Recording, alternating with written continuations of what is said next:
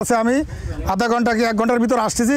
যশোরের অভয়নগর উপজেলার বাগদা গ্রামে অবৈধভাবে আটকে রাখা সেই কালভার্টের মুখ খুলে দিয়েছে অভয়নগর উপজেলা নির্বাহী কর্মকর্তা KM আবু নওশাদ।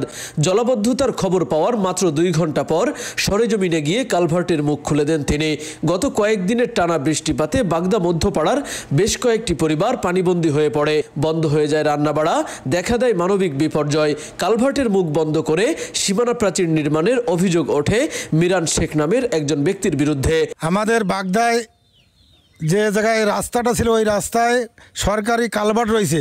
লালবাগ কিছুদিন আগে ইরান নাম করে এক হুজুর বাড়ি করে সেই কালভার্ট বন্ধ করে দিয়ে 15 থেকে 20টা ঘর তারা জলবদ্ধতায় বাড়িতে বেরোতে পারতেছে না, তাদের খুব দুর্দিন। এলাকার মানুষের দুঃখ দুর্দশা ও জনদুর্ভোগ নিয়ে সচিত্র প্রতিবেদন প্রকাশ করে খবর অভয়নগর। আপনি একটু জানান যে আপনার বাড়ি পানি উঠেছে কিনা, উঠলে কি সমস্যা হয়েছে? আমার পানি, আমার রান্নাঘর, মার ঘর সব পড়ে গেছে। ও গরু বাছুর নিয়ে খুব কষ্ট আছি, গরুর গোয়ালি পানি। 15-20 ঘর লোক সকালে এই পর্যন্ত কেউ পানি খাতে পারছে না, কিছু রান্নাও করতে পারছে না, গরু বাছুর সব গোয়ালি পানি, হাঁটু পানি। খবর অভয়নগরের সংবাদ প্রকাশের 2 ঘন্টা পর সোমবার বিকালে বাগদা মধ্যপাড়া এলাকার সেই পানিবন্দী এলাকা পরিদর্শন করেন উপজেলা নির্বাহী কর্মকর্তা KM আবু নওশাদ।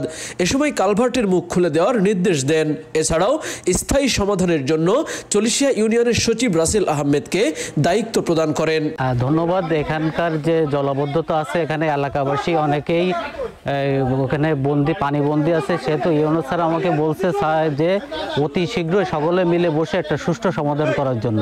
তবে এখানে দেখছি এলাকাবাসী সবার দাবি যেটা, যে দিক দিয়ে সহজে পানিটা বের হতে পারে, আমিও সেই সকলের সাথে দাবি একত্রবদ্ধ পোষণ করে সকলকে এই ড্রেনটা নিজেদের ভিতরে কেটে সেই পানিটা সরানোর জন্য অনুরোধ করছি সকলকে। এদিকে উপজেলা নির্বাহী কর্মকর্তার হস্তক্ষেপে পানি নিষ্কাশনের খবর পেয়ে কালভার্টের মুখে জড়ো হয় পানিবন্দী মানুষ।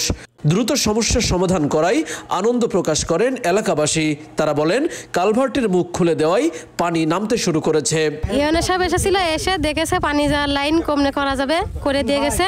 এখন আস্তে আস্তে আমাদের বাসাতে পানি চলে যাচ্ছে, এখন পানি বেড়ে যাচ্ছে, আমরা এতে খুব খুশি। তৌহিদ হাসান, খবর অভয়নগর।